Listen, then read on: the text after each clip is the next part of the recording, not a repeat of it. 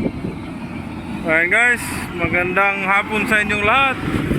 Ayan na, kami na lang naiwan dito guys, ni Kuya Wani, yung truck loader natin at yung ibang mga kasama natin. At ano na, umuwi na, papunta na dun sa kanya-kanyang sasakyan. At naiwan lang kami dito guys.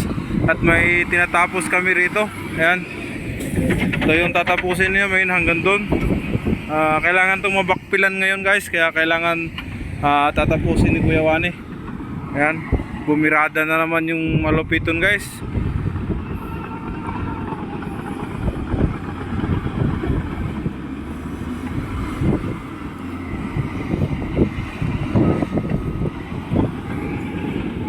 Tsaka yung packer pala natin, mayroon pa pala tayong packer doon sa may likuran. Sinusundan din ng pagpipison. Yan, maganda naman yung ano ngayon guys, yung panahon. Wala naman siyang ulan. Kahit hapon na rito, 5:30 na ng hapon, yung sikat ng araw. Ayan guys, talagang maliwanag na maliwanag pa yung sikat ng araw dito. Yan.